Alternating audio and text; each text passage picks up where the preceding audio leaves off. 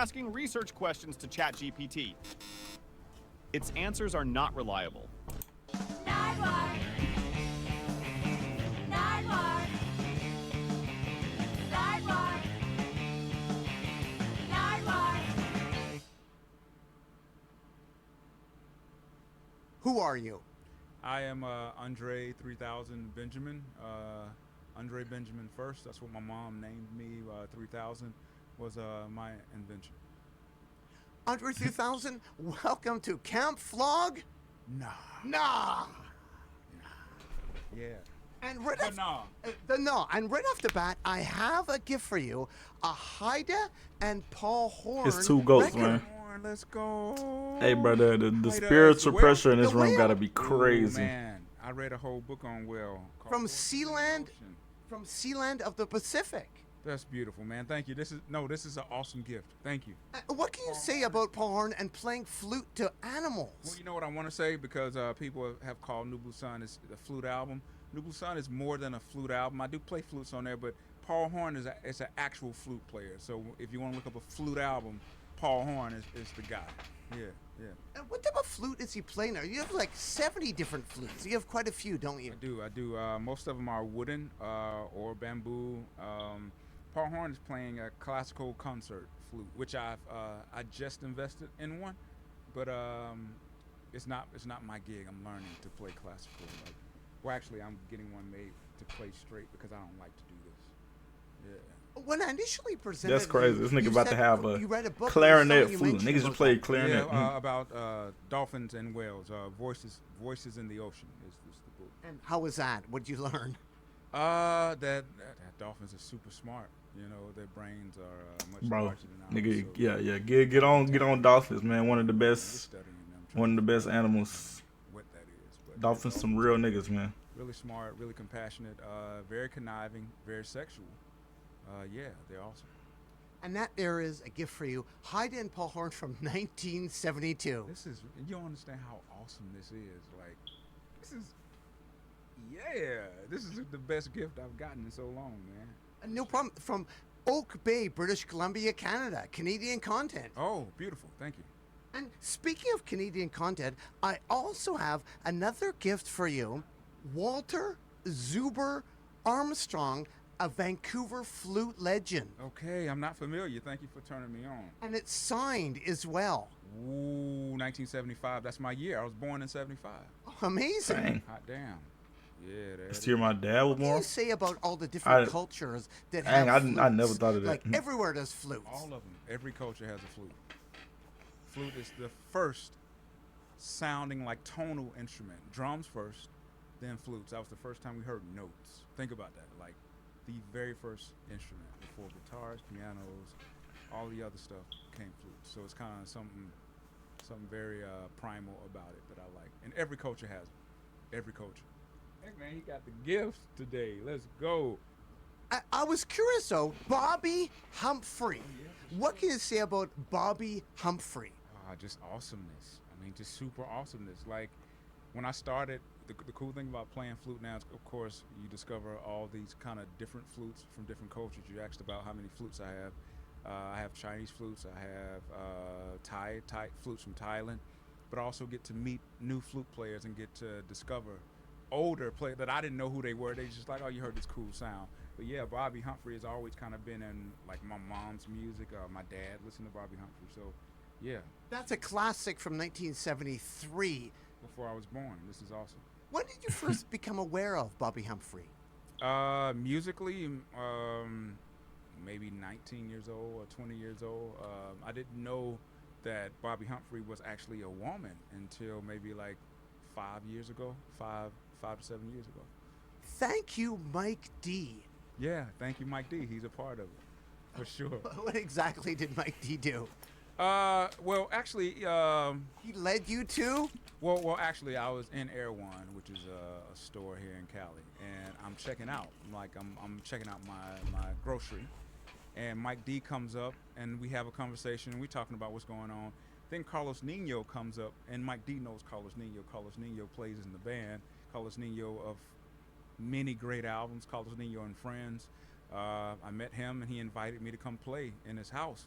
and at shows, and we built a relationship from there, like from Carlos's garage studio, and we just started playing, and I had interest. I knew I wanted to record, a album based where it was flute forward or wind forward, and Carlos knew how to do it because he'd been doing it. So yeah. Carlos is also a producer, right? Yeah, for sure. He's one of the best. Yes. And interesting enough, and another gift for you right here, he produced Sun Ra, believe it or not. This is not the record he produced, but this is a gift for you from Sun Ra live in '66. Did he ever tell you about Sun Ra? Oh, I knew about Sun Ra. Yeah, when I was a kid, you would find old Outkast photos where I have Sun Ra shirt. Oh yeah, I've known about Sun Ra for a long time. Trivia too. The video for Prototype, if you from our album Speakerbox, Love Below, Prototype is a homage to Sun Ra, his film Spaces to Place. Another tidbit: the other night we played with Marshall Allen. Marshall Allen is the oldest surviving member of Sun Ra. He's really old, like He's 98 or 100. 100 years old, and he came out and played with us, and it was awesome because he was digging in, like very exciting, like energy. Yeah, I loved it for sure. Did Carlos say anything about Sun Ra? Because I think Carlos worked with him, produced him. Yeah, well, Sun Ra is kind of like he's a legend, so we always reference Sun Ra because what we're doing now is a lineage of this type of music, and Sun Ra, of course, they're kind of like the forefathers of what we do now. If you're taking anatomy and physiology for the first time, I can guarantee it's not like any course that you've ever taken, and that's why so many students struggle with it. Where did you first meet Tyler the Creator? Like here we are at Camp Flog-Gnaw. Was it at Coachella? Yes, you're right, man. You digging in. Yes, I met him backstage Oh, when we were about to go on. you digging in me. Outkast tour. And he came in my dressing room. But I knew about him from before. Like I think I talked to him on the phone first before I actually met him. Yeah. What's it like playing Camp Flog-Gnaw? Like you've done many fests. What's it like playing here? It's fun. I'm a supporter of Tyler, man. Like I think he has a certain energy and attracts a certain energy. So I'm happy to kind of support that, Yeah, I'm happy that he gave us the chance to play. It's kind of like we're playing this instrumental music at this festival with all these youngins, and they were with it. Them What are the YNs. Souls of Mischief? Souls of Mischief, man. They meant a lot for us in our kind of schooling of music. And, when me and Big started rapping, Souls of Mischief were Souls of Mischief, Tribe Called Quest, Hobo Junction Crew, Casual. A lot of people don't say Casual enough. Yeah. But yeah, they were like huge for us. Andre, I wanted to ask you about a whole bunch of bands and crews from Atlanta. Here we go right here with Escape. Right? Yeah, okay. There's a connection, isn't there? Of course, Escape. They're from Atlanta. They went to our high school, actually, the same high school that me and Big Boy went to. Same neighborhood. I went to Frank McLaren Alternative School, which was right next to College Park Projects, they lived there. Yeah. And underneath it, we have Yeah, Silk Times Leather. Yeah, Silk Time Leather. I think that's Jermaine Dupri's group back in the day. one of the first bands, in fact, the first, I think, from Atlanta, from a rap persuasion, to sign to a major label. Oh, really? I didn't know that. Nice. That's something I didn't know. Yeah. Like, what's that, the Mr. Turner era?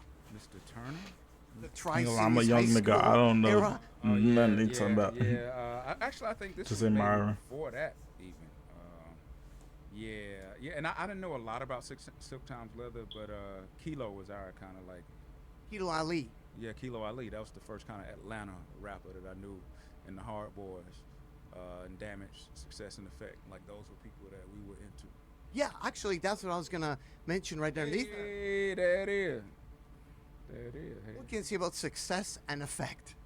Yeah, like in Atlanta, man, like these were kind of like, we were kind of in a time where we were trying to find our own self. So you had New York banging, you had the West Coast banging, and I think Atlanta was kind of in that. We were kind of caught in the middle of Miami bass and like New York beat and West Coast production. So we were trying to find our own self. So these were our first kind of like entries into rap music. So yeah. Speaking of Miami bass and old school, we have MC Shy D. Hey, yeah, in Atlanta, in Atlanta. Yeah, MC Shy D was tough for us. He's actually from New York. New York moved down to Atlanta and started making music and made a song called In Atlanta. But he was definitely an A-Town representative early. Yeah. From 1988. Yeah, man. And right underneath it, the Hard Boys, who we mentioned earlier, from 91. Yeah, the Hard Boys, yeah. What were they like? They were hard. They was kind of like our NWA, you know, like back then it was just gangster shit everywhere, man. You know, and they were kind of like our gangster rap group. And I was curious, Andre, if you could open this package right here, what exactly is going on here? And could you describe this to the people? I'm about out to there? crunch on some Is chips. it a rare item? I don't know if it's rare, but it is a figurine of myself during a certain era. This is called like the white wig era. You know, Picasso got like a blue. Oh, be careful, we had to re-glue it because it fell apart. That's why the bubble wrap happened. But you're welcome to break it. No, I don't want to break it. Have you actually ever broken your arm, just out of curiosity? No, I've never broken a bone in my body. Touch wood. Yeah. Nard Hut. This is the Nard Hut. Okay, the Nard Hut. Yeah. All right, cool. Yeah, this is from a certain era, and I used to wear ski boots because I thought they looked space agey. And I used to wear them on stage, like they were very heavy, and I used to move around on stage with these heavy-ass ski boots on. A lot of fun, but yeah. They got the mole. Sometimes they don't be getting the mole, and they be looking like just a whole nother nigga who, I don't know who it is, but yeah, they got it right this time. What's interesting is you had some, like, a grenade. You had, like, a grenade for bombs over Baghdad, a promo item. Do you remember that? It was filled with candy. I don't remember that. No, I don't. Like, do you remember promo items for the Outcast? There was, like, a grenade. I do remember promo items, but I don't remember a grenade. But I used to throw fake grenades on stage during the performance. Like, I would throw them in the crowd. Okay. So maybe it's related to that. I don't know. Maybe. What was the reaction when you threw the grenades? Well, I would give my own reaction. You know, so I would like... Get 4 weeks free when you sign up for Uber One for students. This was me, struggling Come on, to keep bro. up with posting consistently on YouTube and getting less views than normal until And I would fall out. You know, like that was kind of like fun. Just a lot of fun on stage. And speaking of legends from Atlanta, a Vibe magazine on the cover. Ooh, Vibe, yeah, this is TLC. And that's another group that kind of ties into the Outcasts, right? Yeah, very early on, like our production crew, Organized Noise, they were introduced, Organized Noise was introduced to Pebbles. So that was kind of our entryway that got them to pay attention to us. It was like your first appearance was like on a remix? Yeah, we were actually on a remix of... Yeah, What About Your Friends, I think, was the remix. Right, that's right, you're right. Yeah, you're right. From Atlanta, TLC. Yeah, from Atlanta, for sure. Lastly, another Atlanta crew, Javier and the Straight Jackers, Yeah. with Jermaine Dupri. You know what's funny? I remember this, but I always thought it was the Straight Jackets. So you telling me something that I didn't know. Yeah, Javier and the Straight Jackets. Like, I actually don't know this music, but I remember this group. Yeah, and Jermaine, there you go. Jermaine been in it for a minute, man. Like, he's been, I think, even back to Houdini. Another tidbit, like, I think, like, when I was a child, like a baby, Jermaine's dad used to live in the same apartments that my dad lived in, and I think we actually played together as little kids. That's what my dad, I think Jermaine, and I think he remembers that or something like that, but yeah. And New Dimensions in Atlanta, and yeah, College Park. Yeah. And you were Andre? Benjamin Andre 3000. Andre 3000. 3000, yeah. What about the Class of 3000 cartoon that you did? Class of 3000, yeah, it was an animated show on Cartoon Network. And here's another tidbit since we're at Flognaw. My very first conversation with Tyler, we were on the phone, and he said, "I know all the songs from Class of 3000." That was what he told me, and I was like, "Whoa, for real? You remember those songs?" He's like, "Yeah, that's Tyler. He knows music, man." What was it like doing a cartoon now? Was it hard? No, it was a lot of fun. We got to do songs every episode. We got to voice these characters. Yeah, I actually watched some of them the other day, and we're hoping to do something new with it in some type of way. So, yeah, stay tuned. Thank you, Oboe Day. Yes, Oboe Day. How do you know about Oboe Day? Oh, you are under 3,000. We have to know. There it is. So Oboe Day is a day like I lived in New York, and I would go to the new school music school in New York, and just I would look at that calendar just to see, you know, what the students are doing that night, what recitals, what performances, and for some reason I was listening to a recording of someone playing an oboe, and I wanted to try an oboe, so I saw on the calendar that they had Oboe Day. Oboe Day is kind of like a day where oboe players come and they do recitals, and they also sell oboes. It's like a small little festival, and I bought an oboe from Oboe Day, and yeah, I started picking it up and playing it. So I've always been interested in wind instruments, but yeah, Oboe Day, yeah, I met a few players at Oboe Day as well. Very important. Yeah, very important for sure. KP the Great. Yeah, KP the Great. KP the Great. KP been around like he was in a group called PA, if Parental Advisory. But even before that, we went to the same high school. We went to Tri-Cities, the same high school that Escape went to. Yeah, KP the Great. Chucky Meadows. Chucky Meadows. Whoa. Chucky Meadows, he went to Sutton Middle School. Sutton Middle School. Chucky was one of my homies back at Sutton. Yeah. Big Gip. Big Gip, 1/4 of the Goody Mob. Again, the connection between Outkast. Yeah, for sure. Goody Mob is Dungeon Family all day, like it was us in the dungeon. Outkast, PA, Goody Mob, all of us, OMP, all in one spot. Yeah. Did you ever see Future, a very young Future in a dungeon? Yes, the mansion dungeon. Future used to come around, but I at that point I moved to LA, so I didn't spend a lot of time at that dungeon. So that was at a point when Future, Boulevard, and Rico Wade, they were in a group called a Connect. But yeah, I moved to Cali by then, so I didn't spend a lot of time during the early Future days. But I met him a couple times. You've been spotted playing flute everywhere, including like back of cabs, etc. How do you not get car sick? What are the tips? Yeah, I don't get car sick. I just don't. I don't know, my stomach built different. But some people do, like I do. Yeah, like some people, if you're looking down at your phone, the equilibrium, you lose it. I don't get car sick, and to pass the time when I'm in the back of a cab or Uber, I'll play flute a lot of times. You know, it's kind of, I just like to play whenever I can, so that's just a good time. You know, when you're waiting on your coffee to be made or standing in line or whatever. It's a portable instrument. You can just take it anywhere. And I love that you get suggestions from like cab drivers, etc. Yes.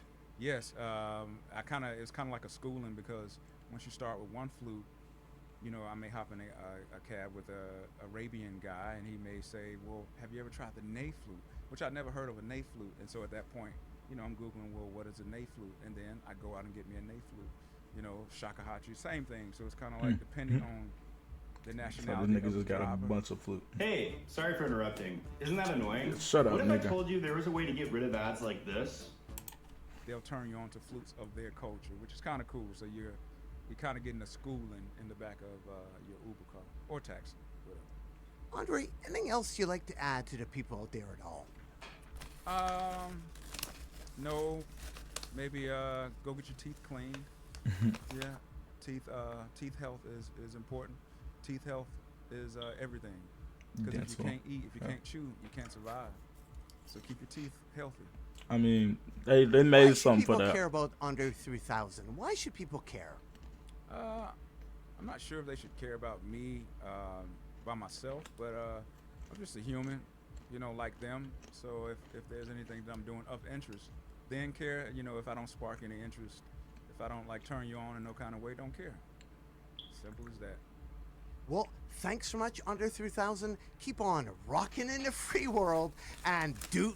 Fine. Yeah! All right. Thank you, man. Welcome. That man's so old, bro.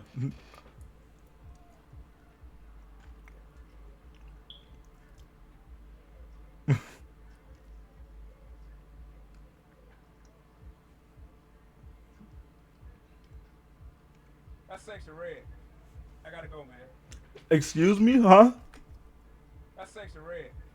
I gotta go. That is so crazy. That's Sexy Red. I gotta go. He had to rush out to go watch Sexy Red, bro. That is so wild. Andre 3000 is a Sexy Red fan.